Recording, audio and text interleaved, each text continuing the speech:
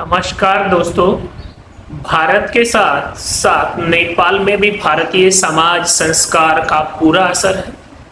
नेपाल के साथ हमारे जो रोटी बेटी के रिश्ते हैं उनके कारण नेपाल जो है वहाँ पर भी भारतीय समाज की अच्छाइयाँ और बुराइयाँ पूरा प्रभाव रखती हैं। अभी नेपाल में जो कुछ चल रहा है उसके अतीत में झांक कर देखें तो ध्यान आता है कि जब से नेपाल में राजतंत्र को हटाकर शाह परिवार की गद्दी छीनकर और प्रचंड के नेतृत्व में जो वामपंथी आंदोलन चला और उसके बाद जनता ने वहां पर जिस प्रकार का तांडव किया उसका परिणाम हुआ कि वहां राजपूत समाज का सत्ता से कब्जा हट गया, वो आम आदमी बन गए और प्रचंड और ये जो वहां के वर्तमान प्रधानमंत्री थे उनके सानिध्य में ब्राह्मण समुदाय का वहां पर सत्ता पर कब्जा हो गया और वहां पर ब्राह्मण और राजपूत का जो संघर्ष था वो अब एक बार फिर से नेपाल की अराजकता का मूल कारण बनकर सामने आया। वहां पर सत्ता के जितने भी शीर्ष पद होते हैं उन सब पर लगभग वर्तमान समय में ब्राह्मणों का कब्जा था और वहां क्षत्रिय कहलाते हैं वो इस बात से 16% की आबादी है उनकी, वो बड़े उद्वेलित थे और इस आंदोलन के पीछे उन लोगों की बड़ी भूमिका है। और नेपाल का ये जो तख्ता पलट है, सत्ता परिवर्तन है, ये क्षत्रियों की और ब्राह्मणों के सत्ता संघर्ष की दूसरी लड़ाई के रूप में देखा जा सकता है। नेपाल में सत्ता के पावर की जो लड़ाई थी उसका असर नेपाल में जो है वो देखने को मिला है। नेपाल में बड़ी संख्या में पिछले दिनों और राजशाही की पुनर्स्थापना के लिए भी प्रयास हुए, आंदोलन हुए, सड़क पर लोग निकले थे। और अब ये जो घटनाक्रम हुआ है, इस घटनाक्रम में चाहे जिस किसी ने चाहे जो भूमिका निभाई हो, लेकिन अंत में इसका परिणति जो है वो ब्राह्मण और क्षत्रियों के संघर्ष के रूप में ही निकल करके आती है। और इस सारे का जो निष्कर्ष है वो ये है, सत्ता में पावर बैलेंस होगा। क्षत्रियों और ब्राह्मणों के बीच जो राजनीति के पावर प्राप्ति की लड़ाई है वो नेपाल की वर्तमान लड़ाई का मूल कारण है। भारत पर भी इसका असर होगा क्योंकि नेपाल में जब राजशाही को हटाया गया तब बेरोजगारी अपने चरम पर थी, गरीबी अपने चरम पर थी, लोग आर्थिक दृष्टि से परेशान थे और राजशाही के खिलाफ प्रचंड ने जिस प्रकार की भाषणबाजी की, जनता को आंदोलित किया और उसका लाभ उसको ये मिला कि राजशाही को सत्ता, सिंहासन, राजमहल सब कुछ छोड़कर जाना पड़ा। और आज भी नेपाल में वही स्थिति है। तो इस बार वहां के प्रधानमंत्री जो चीन के पिछलग्गू बन गए थे उनको भी छोड़कर जाना पड़ा है। भारत पर भी इसका असर होगा।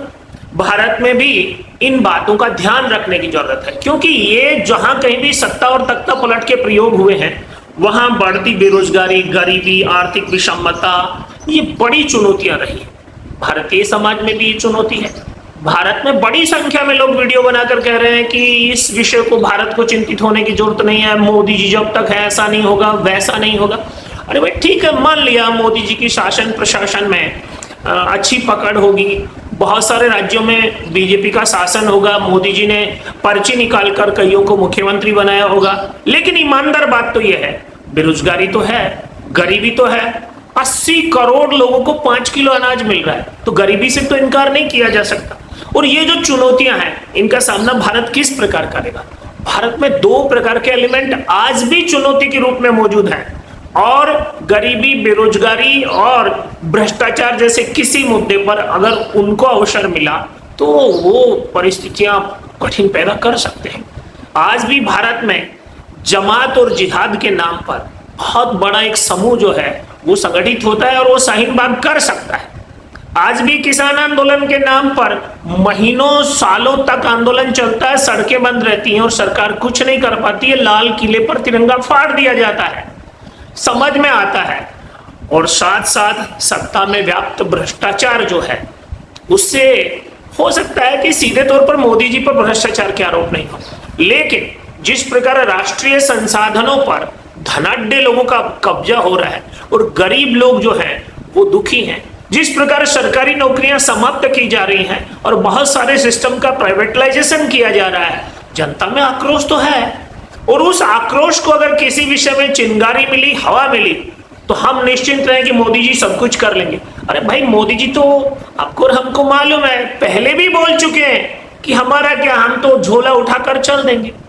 इसलिए जो मोदी जी पर अतिरिक्त भरोसा कर रहे हैं, वो मोदी जी के व्यक्तित्व और कथन पर भी विचार करें। हाँ, हमारे देश में आज इतनी सरलता से ये सब नहीं होगा, लेकिन बिल्कुल नहीं होगा कि कल्पना करना भी बेईमानी है। और कुछ लोग जो नहीं होने की क्रेडिट मोदी जी को दे रहे हैं, इसी में एक मोटिवेशन छिपा है और उस मोटिवेशन के कारण होने की संभावनाएं बढ़ती हैं। इसलिए जो लोग राष्ट्र की चिंता करते हैं, जो देश की चिंता करते हैं, उन लोगों को चिंतित रहने की और सावधान रहने की जरूरत है। और जो मोदी जी के भरोसे चल रहे हैं, वो तो चलते रहे, क्योंकि मोदी जी झोला उठाकर जाएंगे तो उनको भी साथ ले जाएंगे। क्योंकि हर बात का समाधान मोदी जी कर देंगे, ऐसा तो संभव नहीं है। और भाई बहुत, मैं एक बात समझ में नहीं आ रही कि भारत की राजनीति में इतना व्यक्तिवाद कहां से आ गया।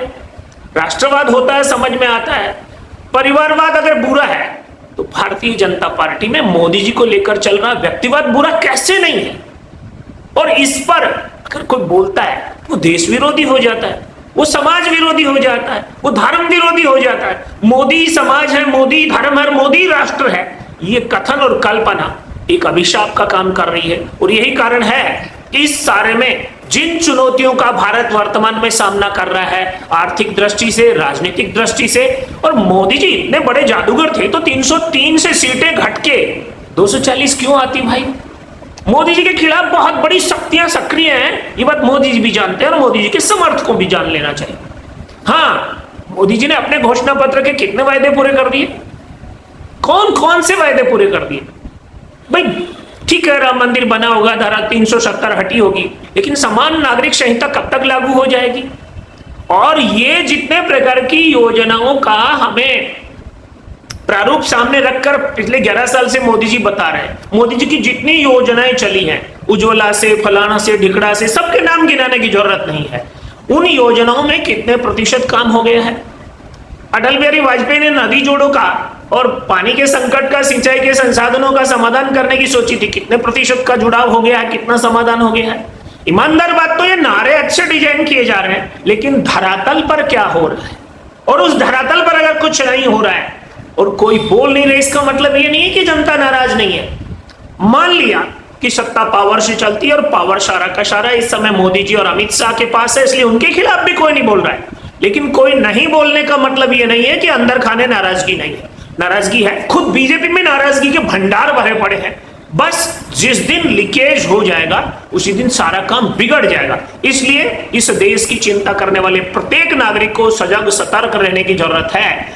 और उस सजगता और सतर्कता में जिन विषयों का उल्लेख हमारे पड़ोस के देशों में हो रहा है, उन विषयों का उल्लेख हमारे यहाँ भी हो सकता है, उनकी सजा हमें भी मिल सकती है। इसलिए उन सब विषयों पर सोचना ही नहीं है मोदी जी तो सब कुछ कर देंगे। अरे भाई, मोदी जी क्या कुछ कर देंगे हम जानते हैं। भारतीय जनता पार्टी ने जिन नारों के साथ सत्ता प्राप्त की थी, 2 करोड़ रोजगार हर साल देंगे, मिल रहे हैं क्या? कितना प्राइवेटाइजेशन हुआ है, कितने एयरपोर्ट, कितनी ट्रेन, कितना प्राइवेटाइजेशन हुआ है, कितने कितने परसेंटेज, आज LIC के कितने प्रतिशत शेयर प्राइवेटाइजेशन में चले गए। बहुत बातें हैं, ठीक है, उन पर देश और समाज के बहुत प्रबुद्ध लोग चर्चा नहीं करते हैं, लेकिन चर्चा नहीं करने का यह मतलब नहीं है कि कुछ हो नहीं रहा है। हो भी रहा है, लेकिन अपेक्षाओं के अनुरूप नहीं हो रहा है, अपेक्षाएं पूरी नहीं होती हैं। तो जब जन आंदोलन खड़ा होता है तो उन बातों को केस किया जाता है। इन बातों को सत्ता में बैठे लोगों को नहीं भूलना चाहिए। आज कोई सांसद संसद में बोल नहीं रहा है, वास्तविकता यह है संसद जनता की समस्याओं का प्लेटफॉर्म नहीं है। मोदी जी ने जब से कृषि कानून वापस लिए उसके बाद से किसानों के लिए क्या हो रहा है। मोदी जी ने किसानों को जो दिलासा दी थी, किरोड़ी जी ने राजस्थान में नकली खाद, नकली बीज के छापे मारकर बताया नहीं क्या कि क्या कुछ नहीं चल रहा है। हर कोई जानता है, सबको पता है, पर पता नहीं, जिस अज्ञात भय के कारण लोग चुप हैं, मुझे डर है कि जिस दिन भय टूटेगा देश में बड़ा संकट आ सकता है। इसलिए अभी से सावधान, सतर्क और सजग रहने की जरूरत है। नमस्कार, जय हिंद, जय भारत।